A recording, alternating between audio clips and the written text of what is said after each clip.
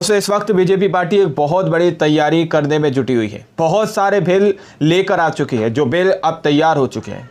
सीधे तौर पर अगर ये बिल लागू नहीं किए गए तो आप लोग ये मान लीजिए कि सरकार के अच्छे दिन नहीं रहेंगे। इसलिए जनता के ऊपर और बोझ डालने की कोशिश की जा रही है।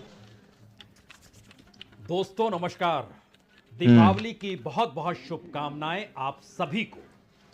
और दीपावली का मौका, और ऐसे में आपसे ये पूछना कि ये दीपावली कैसी रही और कैसी रहेगी, और दीपावली के बाद आपकी जिंदगी में क्या परिवर्तन आएगा या नहीं आएगा। क्योंकि दुनिया के मानचित्र पर भारत की इकोनॉमी सर पर दौड़ रही है। प्रधानमंत्री मोदी लगातार इस बात का अंदेशा जता रहे हैं कि भारत हर हाल में 2047 तक विकसित हो जाएगा। भारत की इकोनॉमी दुनिया के मानचित्र पर तीसरे नंबर पर 1-2 बरस में आ ही जाएगी। ये गुणगान किया जा रहा है मोदी जी की तरफ से भी और अंधभक्तों की तरफ से भी। 25 करोड़ लोग गरीबी की रेखा से ऊपर ले आए गए तो आने वाले वक्त में कोई गरीब बचेगा भी नहीं। गरीब बचेगा ही नहीं। के बीच एक सवाल हर वक्त चुनाव का होता है, और चुनाव एक ऐसा मंत्र है भारत के भीतर जिसमें सरकार और सत्ता जो भी कर रही हो, अगर जनता उसे जिता देती है तो उसके बाद वो ये मानकर चलती है कि उसकी राह बिल्कुल सही है।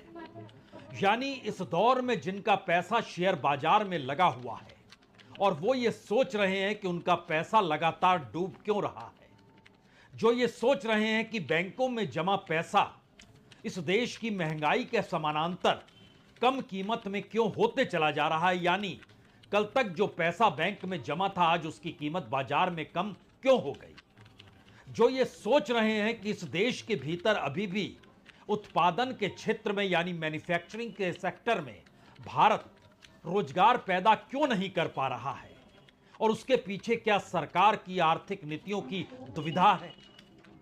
इस दौर में जो सोच रहे हैं कि अंतर्राष्ट्रीय बाजार भारत के शेयर बाजार से पैसा निकालने पर आमदा क्यों हो चला है। कुछ हफ्ते पहले तक 85,000 पार का शेयर बाजार था और अब 80,000 से नीचे वो आ चुका है। कितने लोग डूबे, कितनों के पैसे डूबे, ये सब क्या मायने रखता है। मौका तो दीपावली का है, और मौका इस दौर में उस चुनाव के इंतजार का है जिस चुनाव के बाद सरकार मान लेगी अगर वह जीत गई तो उसकी बात पर जनता ने मुहर लगा दी। दुनिया युद्धरत है।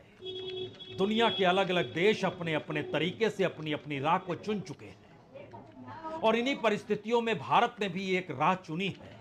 उसे लगने लगा है कि पश्चिमी देशों की तुलना में उसे एशियाई देशों के साथ खड़े रहना होगा। ब्रिक्स उसी की उपज है। चाइना से करीब आना उसी सोच का एक शुरुआत है।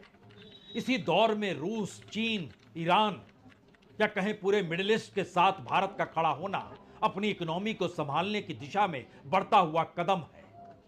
लेकिन क्या वाकई ये सब कुछ इतना आसान है, या अंतर्राष्ट्रीय तौर पर भारत की अर्थव्यवस्था को प्रभावित करने वाली परिस्थितियां धीरे धीरे मजबूत होती तो नहीं जा रही है, और एक मुश्किल सरकार के सामने कहीं आ तो नहीं रही है कि अब अगर महाराष्ट्र चुनाव में उसे जीत नहीं मिली तो फिर एक झटके में जनता उसकी आर्थिक नीतियों के विरोध के तौर पर खड़ी होती हुई दिखाई तो नहीं देगी।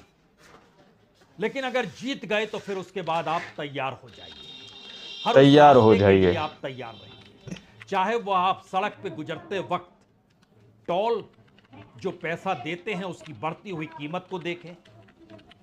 इस दौर में हो सकता है समुद्र के रास्ते जो सामानों की आवाजाही होती है वहां पर भी बढ़ती हुई कीमतें देखें, क्योंकि सरकार बिल लाने को तैयार है। Carriage of goods sea bill 2024 bill लाने के लिए तैयार है सरकार भैया, रेलवे की समझ लीजिए आप तो देख रहे हैं। और उन सब के बीच वंदे भारत जो दौड़ता हुआ आपको दिखाई देता है, ज्यादा पैसे के सफर के साथ वह जुड़ चुका है, उसमें भी और बढ़ोतरी हो सकती है, क्योंकि रेलवे के भी एक अमेंडमेंट बिल को सरकार तैयार कर चुकी है। रेलवे के भी पैसे बढ़ेंगे। वक्त बिल लेकर आना है, रेलवे बिल लेकर आना है, carriage of goods sea bill लेकर आना है, बैंकिंग लॉ अमेंडमेंट लेकर आना है, बिल ऑफ लोडिंग यह भी लाना है। यानी एक ऐसी परिस्थिति है कि कमोवेश हर क्षेत्र को लेकर सरकार अब ये मानने लगी है कि अगर उसने बोझ इस देश की जनता पर और नहीं डाला तो फिर उसके अपने अच्छे दिन खत्म हो जाएंगे। अच्छे और दिन बोझ खत्म हो डालने जाएंगे, से सरकार पहले के वो अच्छे दिन चुनावी खत्म हो जीत की जाएंगे। मुहर महाराष्ट्र में चाहती है। वो चाहती है कि महाराष्ट्र के चुनाव परिणाम उसके अनुकूल हों, जिसके बाद उसका हर वो रास्ता जो महंगाई की दिशा में जाता हो, हर वो रास्ता जो बेरोजगारी को बढ़ाता हो, हर वो रास्ता जो बैंकिंग प्रणाली में जनता के लिए मुश्किल हालात के साथ साथ बैंक कर्मियों के लिए भी मुश्किल परिस्थितियों को पैदा कर रहा हो, हर वो रास्ता जो सड़क से लेकर रेलवे तक में सफर करने के दौरान मुश्किल हालात पैदा कर रहा हो, हर वो रास्ता जो इस देश के भीतर में माल की आवाजाही को लेकर हैरान परेशान करने वाला हो चला हो, सभी में बढ़ोतरी होनी चाहिए। इस दौर में फर्टिलाइजर का भी बिल आने वाला है। इस दौर में किसानों से जुड़ा हुआ सीड बिल भी आने वाला है। इस दौर में हर वो परिस्थितियां तैयार है जिसमें निजी हाथों में सब कुछ सौंपने की परिस्थिति में देश आकर खड़ा हो जाए। सिर्फ सरकार को एक मोहर चाहिए महाराष्ट्र चुनाव में जीत की, क्योंकि उसके बाद बजट की दिशा में सरकार बढ़ चुकी होगी और बजट के आश्रय कौन कौन से उपाय इस देश में किए जाएंगे, यह देश की फाइनेंस मिनिस्टर से कभी आप पूछ नहीं सकते हैं, क्योंकि देश की फाइनेंस मिनिस्टर इस दौर में कहीं आपको दिखाई दी नहीं होगी। जब जब आप परेशान हैरान आर्थिक मुद्दों को लेकर होते होंगे, फाइनेंस मिनिस्टर कहीं नहीं है। फाइनेंस मिनिस्टर निर्मला सीतारमण इसलिए है क्योंकि वह पीएमओ के इशारे पर एक क्षण भी बिना बिताए मुहर लगाने से हिचकती नहीं है। यानी उनकी पहचान एक शानदार रबर स्टैंप के तौर पर है। यानी सवाल जवाब का जो कि बीजेपी के कहने पर ही काम करती है। बीच या सरकार के बीच मंत्रालयों के आश्रय, ये सारी चीज अब दूर की गोटी हो चली है। शायद यही वजह है कि 2024 के चुनाव में 400 पार का नारा अगर थमा था तो उस दौर में एक निराशा सरकार के भीतर थी। सरकार के जोश में वो निराशा अलग अलग विधेयक जो पार्लियामेंट में रखे जा रहे थे उसको लेकर ठंडे बस्ते में डालने की प्रक्रिया थी और उसी प्रक्रिया में मीडिया का बिल भी था। लेकिन हरियाणा की जीत और अब महाराष्ट्र की जीत की दिशा में जो व्यू रचना की जा रही है उसने दो संकेत बहुत साफ तौर पर दिए हैं। पहला संकेत तो यही है कि सरकार जो भी निर्णय ले उस निर्णय पर जनता की मुहर कैसे लग जाती है, यह चुनाव के परिणामों से इस देश को समझ लेना होगा।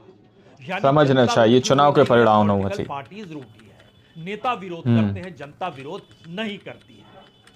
और दूसरी स्थिति अंतर्राष्ट्रीय तौर पर भारत जो एक झटके में शिफ्ट होता हुआ दिखाई दे रहा है और इस दौर में उसने ब्रिटेन के बैंक से, जो बैंक ऑफ इंग्लैंड है, वहां से 102 टन सोना भी वापस लिया है।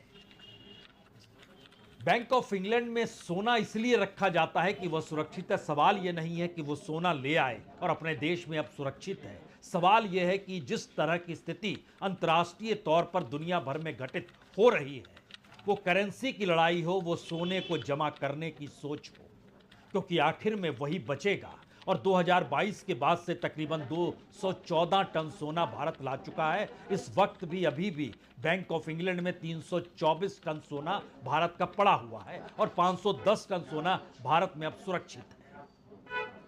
लेकिन इन सब के बीच जो पूरी इकोनॉमी इस देश के कॉरपोरेट के आश्रय शेयर बाजार के जरिए चल रही थी और जो आरोप सेबी चेयरमैन पर लगे और जो मैनिपुलेशन का पूरा खेल इस दौर में उभरने लगा, उसके ठीक समानांतर अगर इस दौर में महीने दर महीने एवरेज 15 से 20 हजार करोड़ रुपए एफआईआईज निकालते चले गए, जो लगातार निकाल रहे हैं, उसका मैसेज बहुत साफ था कि आपके अपने मैनिपुलेशंस अपने कॉरपोरेट को तो बचा सकते हैं, लेकिन उस शेयर बाजार को बचा नहीं पाएंगे। जो शेयर बचा नहीं पाएंगे। कितनी बार क्रैश हुआ और कितना नुकसान हुआ सबको पता है इस बात को। और खास तौर से तब जब डॉलर की कीमत सबसे ज्यादा 84 रुपए के पार 85 रुपए तक होने की स्थिति में 84.10% हो चुके हैं। तो भारत में ज्यादा कमाई होती है। इस मैसेज के बावजूद भी पैसा निकाला जा रहा है भारत के शेयर बाजार से। और इन सारी परिस्थितियों के भीतर तीन बड़े सवाल अंतर्राष्ट्रीय तौर पर अब हर किसी को नजर आने लगे। पहला सवाल तो यही है कि युद्धरत देशों में, वो इजराइल और ईरान हो, वह रूस या यूक्रेन हो, आप कहां पर खड़े हैं और वो खड़ा होना आपका एशिया यानी साउथ ग्लोबल की दिशा में है या फिर वेस्टर्न कंट्रीज यानी नाटो की दिशा में और यूरोप और अमेरिका के साथ है। यह मैसेज अब क्लियर होना चाहिए। जो भारत एक लिहाज से दूसरे मुद्दे यानी ब्रिक्स के आश्रय इस चीज को डेवलप कर चुका है, वो कहां पर खड़ा होगा। और यहीं से सवाल डॉलर का भी है और यहीं से सवाल उस बिजनेस से जुड़े हुई करेंसी का भी है जिस करेंसी के आश्रय दुनिया में एक संदेश है। क्या वाकई डॉलर के समानांतर भारत की करेंसी। दोस्तों, आप लोगों ने इस वीडियो को शुरू से आखिर तक देखा। वीडियो के अंदर साफ तौर पर बताया गया कि अगर ये जो बिल सरकार लेकर आ रही है, ये बिल अगर आप लोगों के लिए नहीं लाए गए, आप लोगों के ऊपर लागू नहीं किए गए, तो सरकार के अच्छे दिन कहीं ना कहीं जो है वो ख़त्म हो जाएंगे। क्योंकि जनता अभी बहुत ज़्यादा ऐश में है। अभी तो महंगाई कुछ भी नहीं है, बेरोजगारी कुछ भी नहीं है। इसलिए सरकार जो है ऐसे बिल आप लोगों के लिए लेकर आ रही है दोस्तों, ताकि आप लोगों को और ज़्यादा फायदा पहुंचे। अभी आप इतने कम पैसे में ट्रेन के अंदर सफ़र करते हैं, अब बताइए। तो यार सरकार सोच रही है आप लोगों के लिए, तो इस तरह के बिल जो है लागू किए जा रहे हैं। आप लोगों ने इस पूरा वीडियो को देखा, पूरा विश्लेषण आप लोगों ने हमारे साथ मिलकर सुना, पुण्य पराशुन वाजपेयी जी का।